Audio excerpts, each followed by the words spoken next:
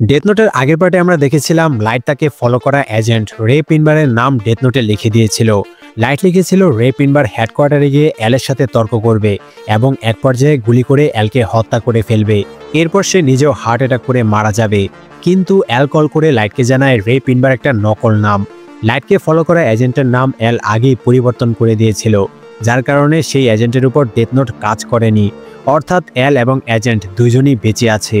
এল বলে সে নিশ্চিত হয়ে গেছে লাইটই হচ্ছে কিরা। এবার আমরা পরবর্তী গল্প দেখব। তার আগে বলে রাখি, অনেকেই হয়তো এই সিরিজের পার্ট ভেবে আগের ডেথ নোটের ভিডিওগুলো দেখে ফেলতে পারো।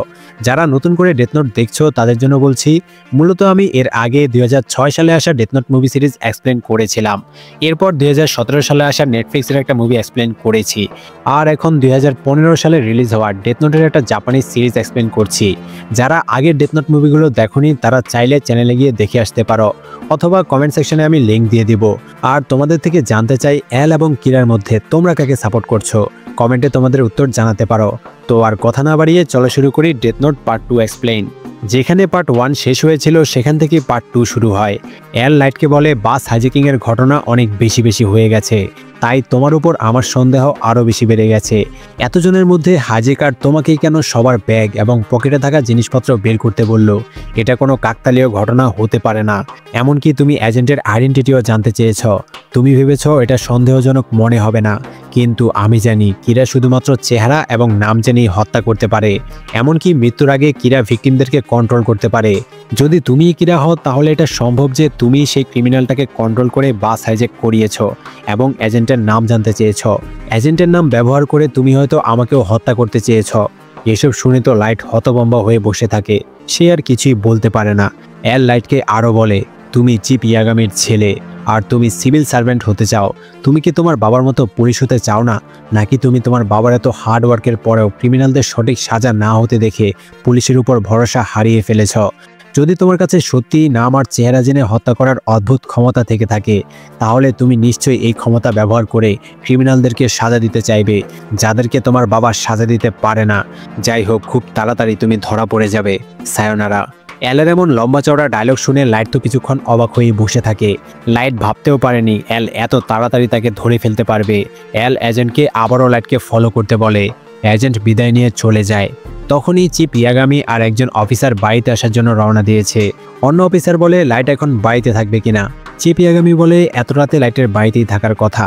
এদিকে লাইট হতাশ হয়ে বাড়ি ফিরে আসে। যা হয়েছে সবকিছু এই ডেথ নোটের জন্যই হয়েছে। রেগে গিয়ে সে ডেথ নোটটাকে ছিঁড়ে ফেলার চেষ্টা করে। তখন রিউক লাইটকে বাধা দেয়।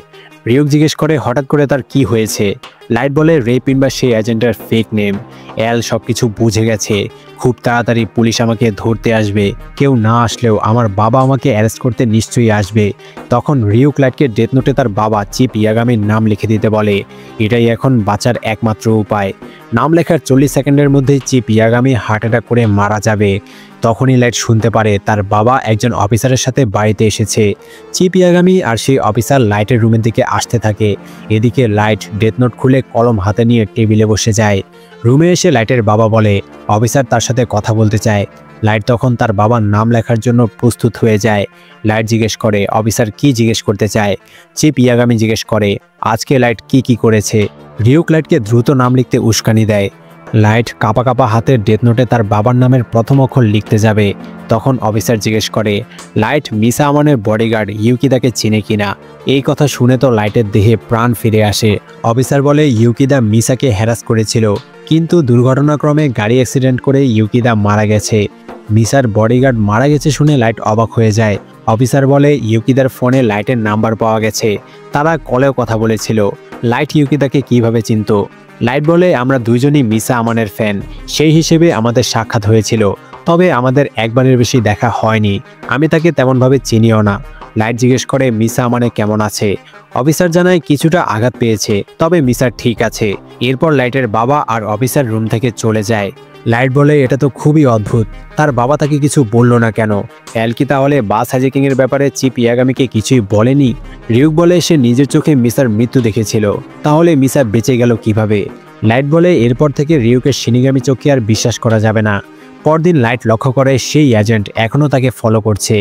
লাইট মনে মনে ভাবে সে বুঝতে পারছে না, এল তো গতকালকে এত শিওর হয়ে তাকে কিরা বলল, তাহলে তাকে অ্যারেস্ট না করে সেই এজেন্টকে আবারও কেন ফলো করার জন্য পাঠিয়েছে? তার মানে কি এল তাকে ট্রিক করার জন্য আন্দাজে ঢিল মেরেছে? এই কারণেই তার বাবা তাকে কিছুই বলেনি, আর এজেন্ট তাকে আবারও ফলো করছে। এবার লাইট হতাশা থেকে বের হয়ে আবারও কিরার আসল রূপে ফিরে আসে। চিফ ইয়াগামি সুপারিনটেন্ডেন্টের সাথে কথা বলতে আসলে সুপারিনটেন্ডেন্ট বলে, এল কি পাগল হয়ে গেছে নাকি? এল তার মেয়েকে কল করে বলেছে সে 100% শিওর তার মেয়েই হচ্ছে কিরা।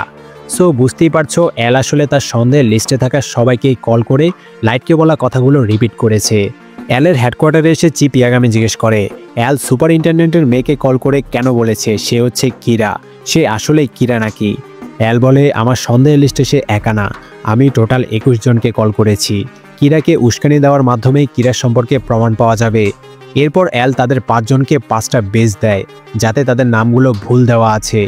রিউক লাইটকে জিজ্ঞেস করে, কেউ যদি তার অনুপস্থিতিতে রুমে এসে ডেথ নোট দেখে ফেলে তাহলে কি হবে? লাইট বলে, যদি কেউ তার টেবিলের ড্রয়ার খোলে তাহলে নর্মাল একটা নোটবুক খুঁজে পাবে, তবে কলমের শেষ হচ্ছে ড্রয়ারের আসল চাবি। লাইট একটা কলমের শেষ ড্রয়ারের নিচে থাকা একটা ছিদ্রে প্রবেশ করালে ড্রয়ারের উপরে একটা লেয়ার বের হয়ে আসে, আর সেখানেই আছে আসল ডেথ নোট। তবে কেউ যদি ছিদ্রের শেষ না ঢুকিয়ে উপর থেকে ডেথ নোট বের করতে যায় তাহলে সাথে সাথেই আগুন লেগে ডেথ নোট পুড়ে যাবে। তার কাছে ডেথ নোট পুড়ে যাওয়া ধরা পড়ে যাওয়া চাইতেও ভালো। রিউক জিজ্ঞেস করে, এলের থেকে বদলা নেওয়ার জন্য এখন সে কি করবে? লাইট বলে, সে তাকে ফলো করা এজেন্টকে আবারও কোনো না কোনোভাবে কাজে লাগাবে। তখন রিউক বলে, যদি লাইট শিনিগামি চোখ ব্যবহার করে তাহলে সেই এজেন্টের দিকে তাকালেই এজেন্টের নাম এবং আয়ু দেখতে পারবে। শিনিগামি চোখ পেতে হলে বিনিময়ে লাইটকে তার অর্ধেক আয়ু দিতে হবে।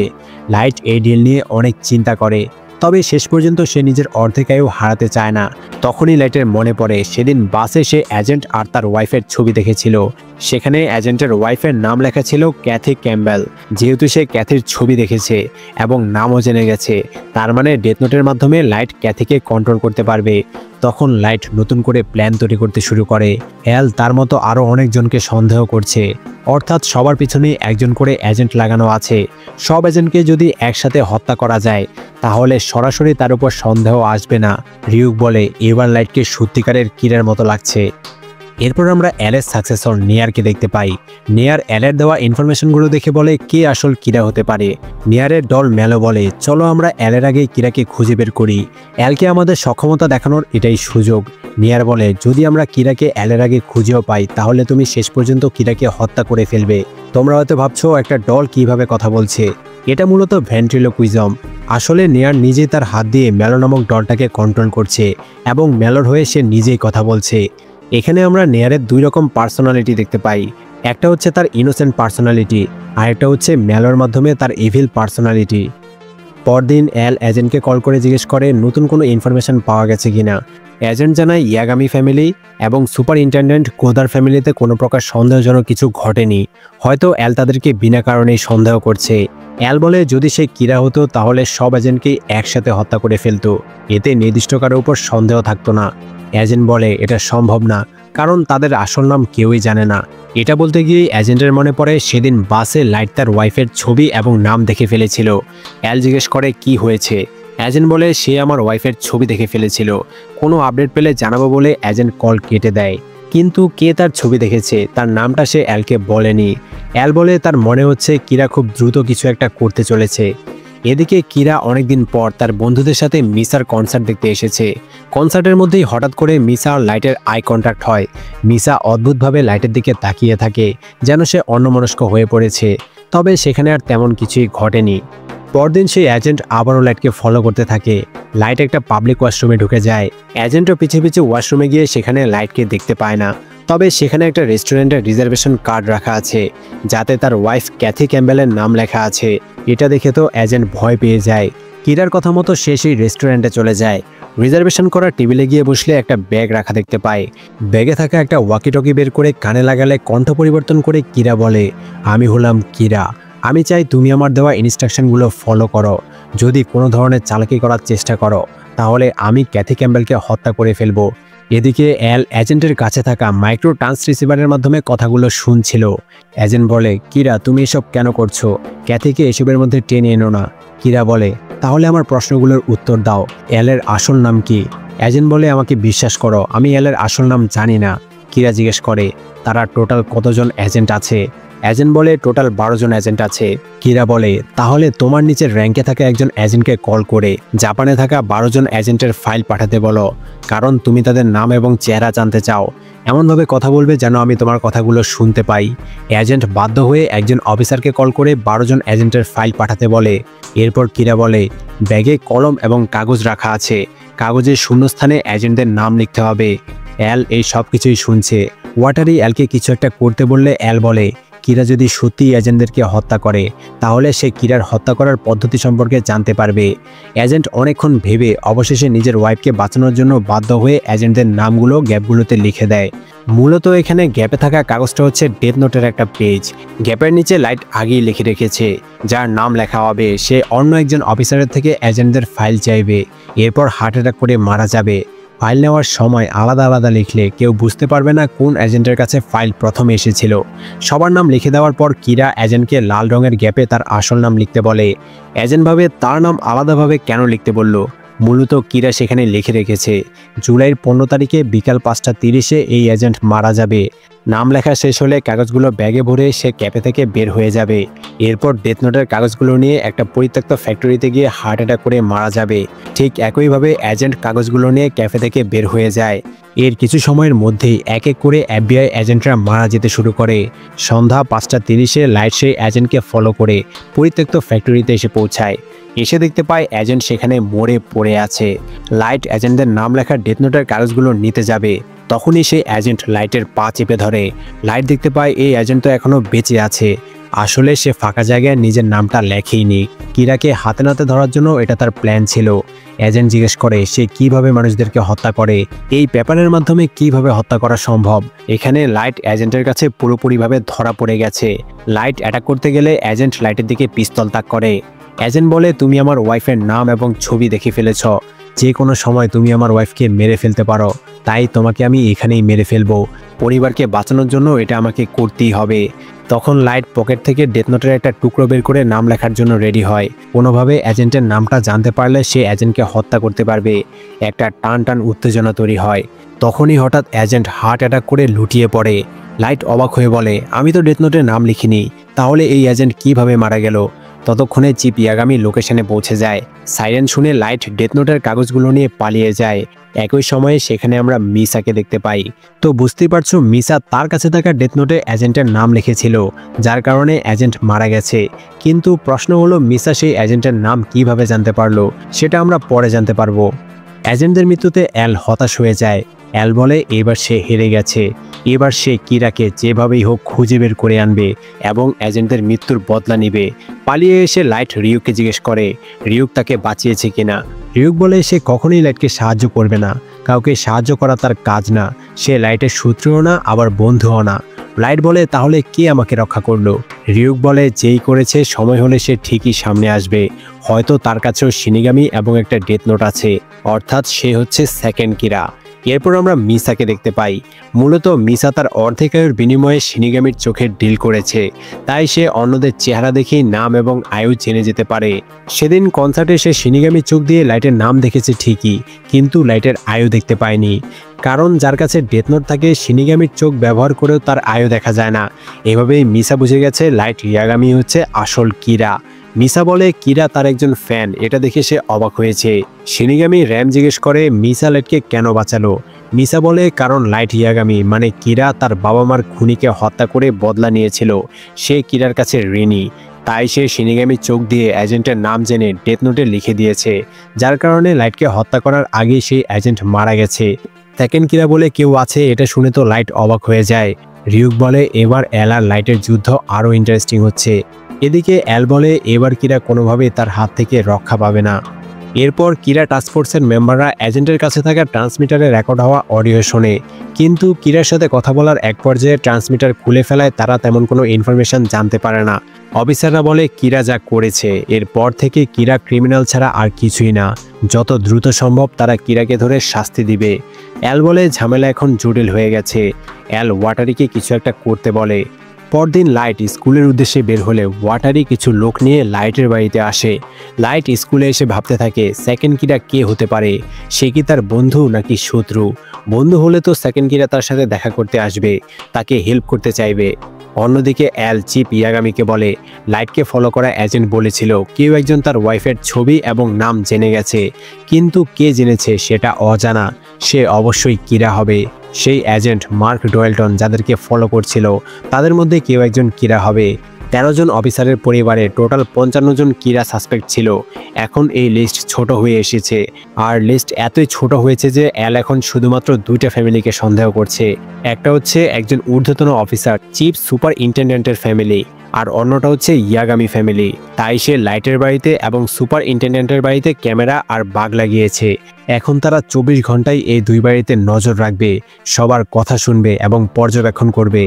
অন্যদিকে লাইট স্কুল থেকে বাড়িতে এসে দেখতে পায় সে দরজার ফাঁকে কাগজটা যেভাবে রেখেছিল সেভাবেই রাখা আছে, অর্থাৎ তার অনুপস্থিতিতে তার রুমে কেউ ঢোকেনি। লাইট তার রুমে প্রবেশ করে। অ্যাল লাইটকে লাইভ ক্যামেরায় দেখতে পায়, তবে লাইট কিছু একটা সন্দেহ করতে পারে। চিপ ইয়াগামি অ্যালকে জিজ্ঞেস করে এসব করার কারণ কি। অ্যাল বলে এর মাধ্যমে তারা কিরার খুন করার পদ্ধতি সরাসরি দেখতে পারবে। মাতসুদা, মগি সহ অন্যরা বলে এটা হিউম্যান রাইটসের বাইরে যায়, এভাবে কারো বাড়িতে ক্যামেরা লাগানো উচিত না। রেগে গিয়ে তারা ক্যামেরা খুলে আনতে যাবে, তখন চিপ ইয়াগামি বলে অ্যাল যেহেতু লাইটকে এত বেশি সন্দেহ করছে তাহলে এটাও হয়ে যাক, এর মাধ্যমেই প্রমাণ হবে লাইট আসলে কিরা না। এরপর থেকে অ্যাল আর লাইটকে সন্দেহ করতে পারবে না। এরপর সবাই 24 ঘন্টা পর্যবেক্ষণ করতে শুরু করে। মেয়ে সদস্যদেরকে পর্যবেক্ষণ করার দায়িত্ব হিমুরাকে দেওয়া হয়। অন্যদিকে লাইট রুম থেকে বের হয়ে রিউকের জন্য আপেল কিনে ছাদের কার্নিশে বসে আছে। ইতিমধ্যেই লাইট বুঝে গেছে তার রুমে ক্যামেরা আর বাক্স লাগানো আছে। রিউক জিজ্ঞেস করে লাইটে তো শিওর হয়ে কিভাবে বলতে পারছে। লাইট বলে আমি আমার রুমের দরজা ট্রিক করে রেখেছিলাম, কেউ যদি আমার রুমের দরজা খুলতো তাহলে দরজার ফাঁকে থাকা কাগজ নিচে পড়ে যেত, এর মাধ্যমে আমি বুঝতে পারতাম কেউ আমার রুমে প্রবেশ করেছিল।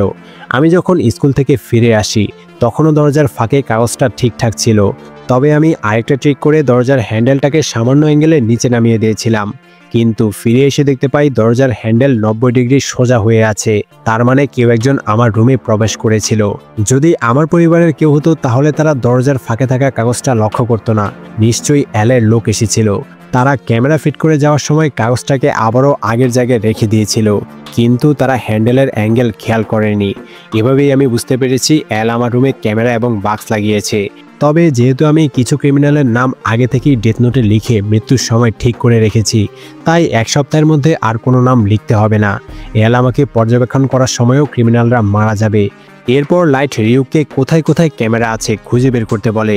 রিউক বলে সে লাইট এবং অ্যাল দুজনের কারোর পক্ষেই নেই, সে শুধুই একজন দর্শক, তাই লাইটকে সে সাহায্য করতে পারবে না। লাইট বলে তাহলে তো তুমি বাড়িতে থাকাকালীন আপেল খেতে পারবে না, কারণ তুমি আমার রুমে আপেল খেলে মনে হবে আপেলটা হাওয়ায় ভাসছে, এটা তো কোনোভাবেই করা যাবে না। যদি আপেল খেতে চাও তাহলে সবগুলো ক্যামেরার পজিশন জানতে হবে, তাহলে আমি বাড়ির বাইরে এসে প্রতিদিন তোমাকে আপেল খেতে দিব। এই কথা শুনে আপেলের লোভে রিউক ক্যামেরার পজিশন জানাতে রাজি হয়ে যায়। এদিকে অ্যাল এবং টাস্কফোর্সের মেম্বাররা বিরতিহীনভাবে সবাইকে পর্যবেক্ষণ করতে থাকে। দীর্ঘ সময় পর্যবেক্ষণ করেও সন্দেহজনক কিছুই খুঁজে পায় না।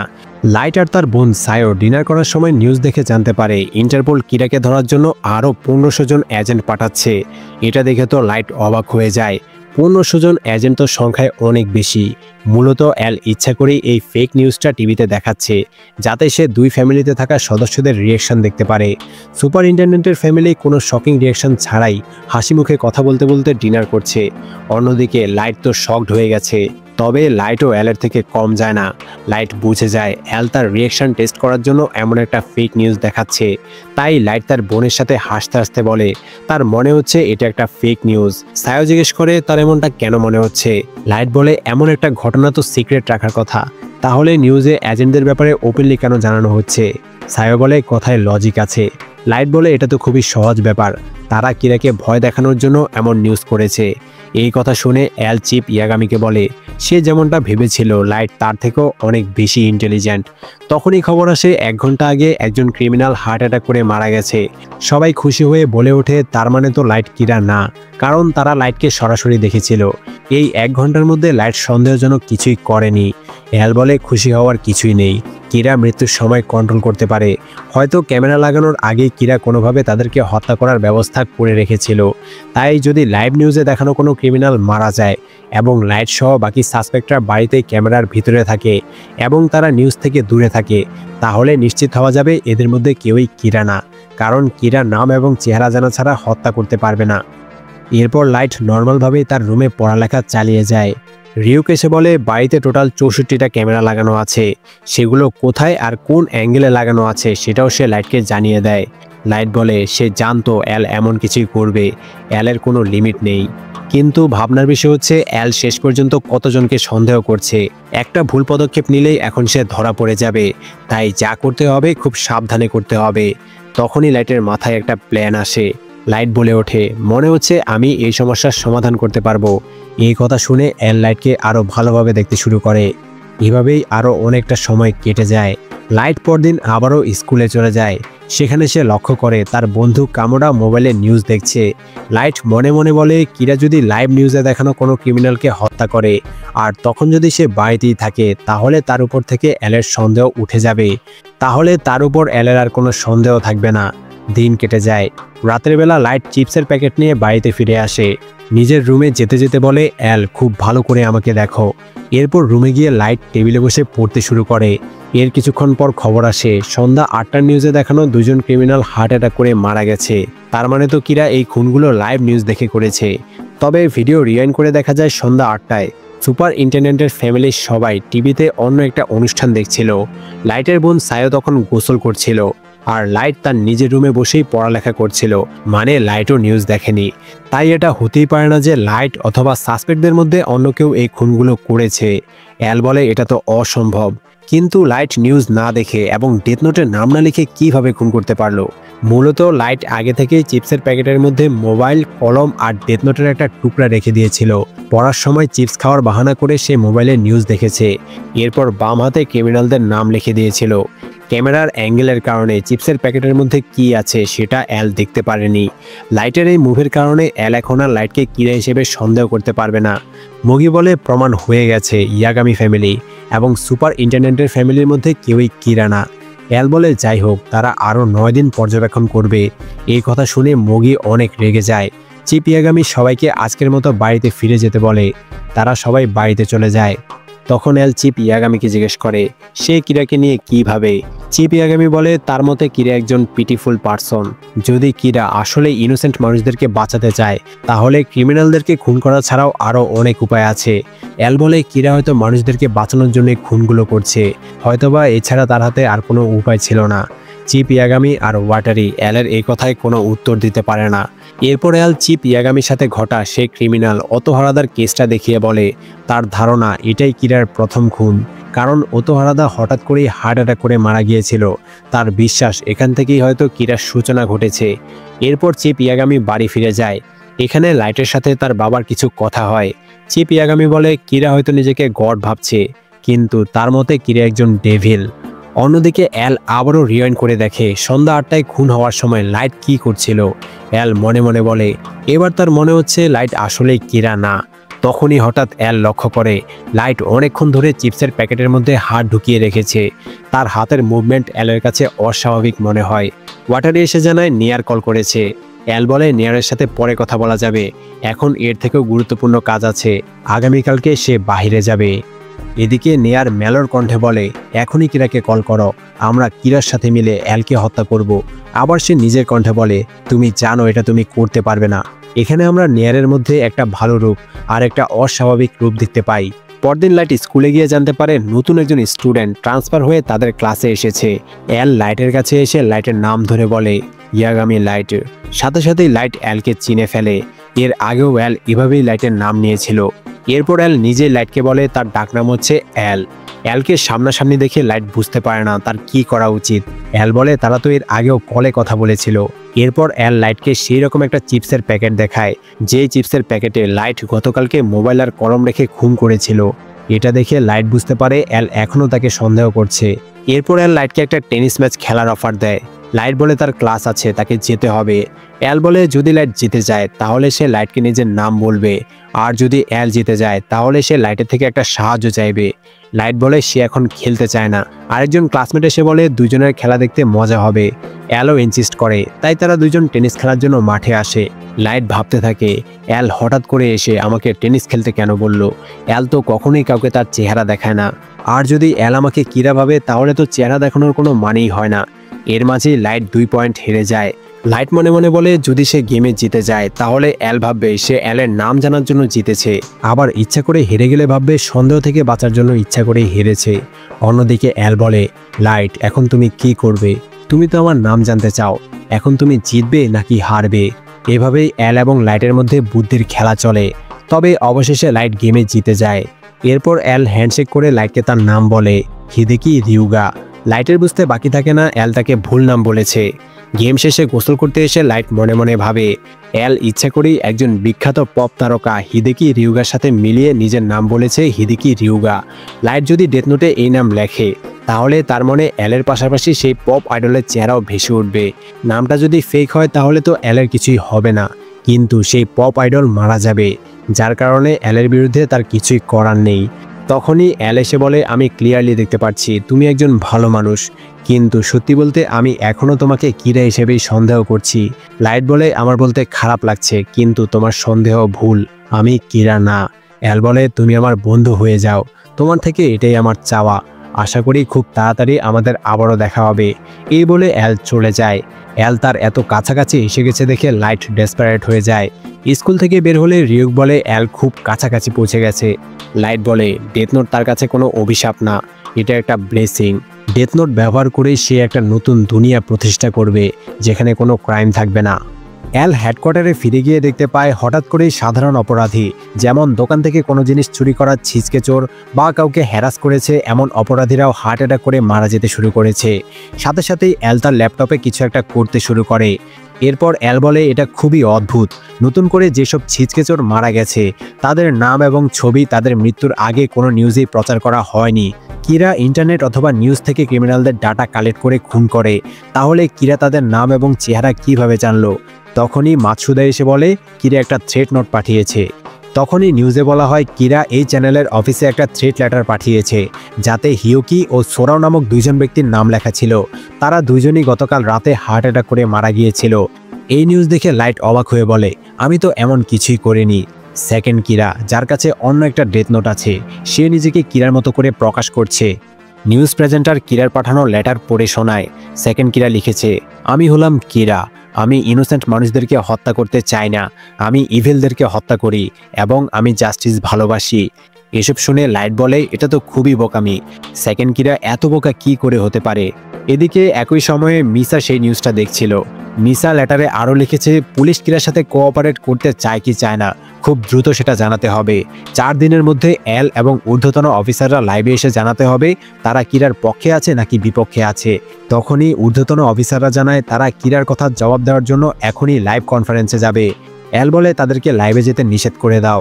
মুগি বলে, অফিসাররা নিজেদের ফেক নাম ব্যবহার করবে। এল বলে, ফেক নাম ব্যবহার করে কোনো কাজ হবে না, তবুও তারা মারা যাবে। কিন্তু অফিসারদেরকে আর বাধা দেওয়া যায়নি, তারা সাথে সাথেই লাইভে চলে আসে। এল বলে, আজকের খুনগুলো যে করেছে সে যদি থ্রেট লেটার পাঠিয়ে থাকে তাহলে এটা সম্ভব যে কিরা এখন শুধুমাত্র ফেস দেখে হত্যা করতে পারে, খুন করার জন্য কিরার এখন আর নামের প্রয়োজন হয় না। এদিকে একই সময়ে মিসা লাইভ কনফারেন্স দেখে নিজের শিনিগামি চোখ ব্যবহার করে একজন অফিসারের আসল নাম জেনে যায়। এরপর তার নাম ডেথ নোটে লিখে দেয়। এর 40 সেকেন্ড পর সেই অফিসার লাইভ টিভিতে হার্ট অ্যাটাক করে মারা যায়। উত্তেজিত হয়ে চিফ ইয়াগামি সেখানে যেতে চাইলে এল চিফ ইয়াগামিকে বলে এখন সেখানে গেলে তাকেও খুন করা হতে পারে। কিছু একটা ভেবে এল সিসি ক্যামেরায় লাইটকে দেখতে শুরু করে। লাইটার সাহেব কল করে খবর নেয় তাদের বাবা ভালো আছে কিনা। এরপর হঠাৎ করে কেউ একজন নক করে। লাইট দরজা খুলে দেখতে পায় সেলিব্রিটি মিসা আমানে তাদের বাড়িতে এসেছে। হঠাৎ করেই মিসার মতো একজন বড় সেলিব্রিটিকে বাড়িতে আসতে দেখে লাইটার তার বোন চমকে যায়। মিসা বলে সে লাইটের সাথে কথা বলতে চায়। এরপর মিসা বলে আমারটা লাল কালার, তোমারটা কি কালার? এল কিন্তু এই সব কিছুই শুনছে। লাইট বলে লাল কালার মানে কি? মিসা বলে আমি শুনেছি বেশিরভাগই কালো হয়। এরপর মিসা তার ব্যাগে থাকা ডেথ নোটে লাইটের হাত রেখে দেয়। ডেথ নোট টাচ করে লাইট মিসার সাথে থাকা শিনিগামি র্যামকে দেখতে পায়। তখনই এল দেখতে পায় লাইট কিছু একটার দিকে অবাক হয়ে তাকিয়ে আছে। এরপর মিসা লাইটের রুমের দিকে যেতে শুরু করে। লাইট তো টেনশনে পড়ে যায়, তার পুরো বাড়িতেই তো ক্যামেরা আর বাগ লাগানো আছে। এল তাদেরকে দেখতে পাচ্ছে এবং তাদের কথাও শুনতে পারছে। মিসা যদি উল্টাপাল্টা কিছু করে তাহলে এল তাদেরকে সন্দেহ করবে। তাহলে লাইট এবার কি করবে, কিভাবে সে মিসাকে আটকাবে? পার্ট 2 এখানেই শেষ হয়। বাকি কাহিনী আমরা পার্ট 3-তে দেখতে পারবো। কে কে পার্ট 3 দেখার জন্য এক্সাইটেড কমেন্টে জানাতে পারো। পার্ট 3 এর জন্য আগের মতোই 1000 লাইকের টার্গেট রাখছি। আশা করি খুব তাড়াতাড়ি তোমরা 1000 লাইক পূরণ করে দিবে আর আমিও পার্ট 3 নিয়ে চলে আসবো। সো এক্সপ্লেন ভালো লাগলে অবশ্যই লাইক কমেন্ট অ্যান্ড শেয়ার করে দিও। আর এরকম আরও এক্সপ্লেন পেতে অবশ্যই সাবস্ক্রাইব করে বেল আইকন বাজিয়ে দিও। Bye bye.